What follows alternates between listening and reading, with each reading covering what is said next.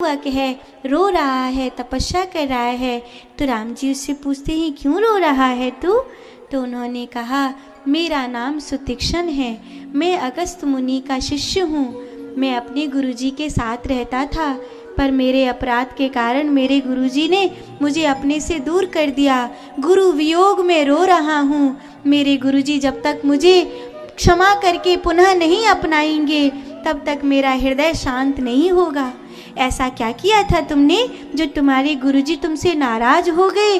तो सुतीक्ष्ण ने कहा राम जी, जग रूठे तो रूठे, पर कभी किसी के गुरु उससे ना रूठे, क्योंकि जब गुरु रूठ जाते हैं तो सारी दुनिया रूठ जाती है।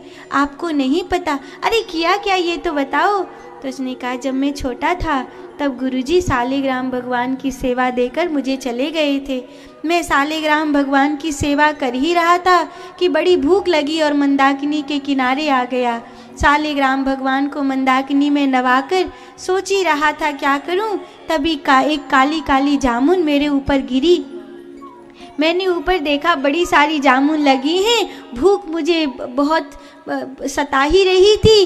वहाँ कोई कंकड़ पत्थर था नहीं, तो मैंने सालिग्राम भगवान उठा के पेड़ में दे मारे। सो जामुन टूटी। मैंने पेट भर के जामुन खाई, लेकिन मैं सोचा थोड़ी सी गुरुजी के लिए भी लेकर के जाऊं। हर बार जितनी बार मैंने खुद के लिए तोड़ी तो सालिग्राम भगवान भर गुच्छा लेके आए, लेकिन अब के बार जैसे ही ये सोच के कि गुरुजी के ताई जामुन ले जाऊं, सालिग्राम भगवान को पेड़ की ओर उछालो, पता ना उनको का भयो, वो सीधे मंदाकिनी में चले गए। सालिग्राम भगवान मंदाकिनी में चले गए। मैंने सोची गुरुजी मोए बहुत मारेंगे, तो कहा करूं। सो एक कारी कारी मोटी जामुन हती। मैंने वहाँ पे बढ़िया तिलक चंदन लगा के सिंहासन पे फूलन में ढक ढका के बढ़िया से बिठा दियो। ध्यान करवे बैठ गयो। गुरुजी हमेशा कहो करते ध्यान करवे बैठो कर, ध्यान करवे बैठो कर। आज मोए देख के बड़ो खुश भये। लेकिन जैसे ही अपने सालिग्राम भगवान को उठायो सो घुटली एक और जामुन एक और रह गई। सो आवाज लगी सुतीक्ष्ण जी, गुरुजी मेरे सालिग्राम भगवान कहाँ हैं? गुरुजी मुझे क्या पता कहाँ है, यहीं तो थे। कहाँ है मेरे सालिग्राम भगवान? अरे गुरुजी पुनी पुनी चंदन पुनी पुनी पानी, सालिग्राम भगवान घिस गए तो हम कहाँ जानी। सो तो अगस्त मुनि इतने क्रोधित हुए और उसी क्षण उन्होंने मुझे आश्रम से बाहर निकाल दिया। जब तक मेरे भगवान को लेकर ना आए मुझे अपना मुंह न दिखाना। मेरे गुरुजी रूठ गए मुझसे, और जब से मेरे गुरुजी रूठे हैं मेरी दुनिया उजड़ गई है। उनकी उपेक्षा मैं सह नहीं सकता।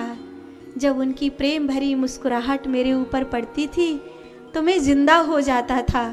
तब से ऐसा लगा जैसे मर गया। जिस दिन से मेरे गुरुजी रूठे हैं, मेरे साथ चलो ना, मेरे गुरुजी से कहो वो मुझसे ना रूठें।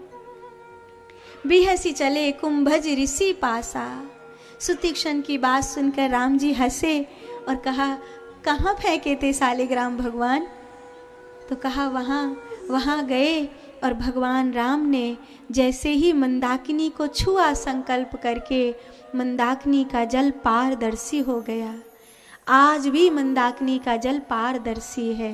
सालिग्राम भगवान उसमें से दिखने लगे।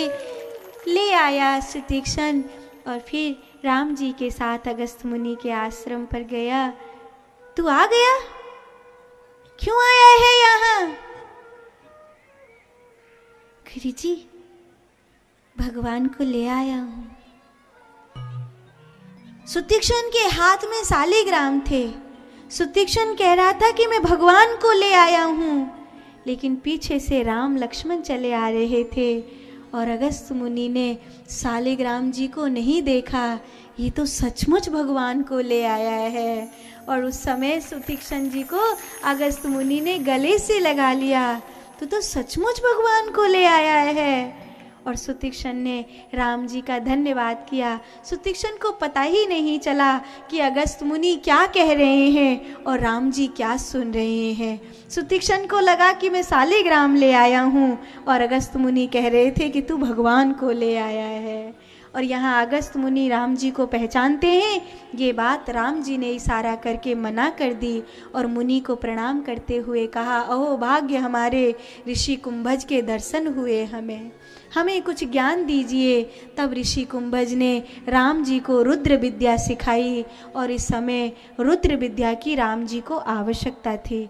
राम जी ने उसी विद्या को जानकर रुद्र की जो साधना थी उसे करते हुए कुछ समय मुनि के आश्रम में बिताया।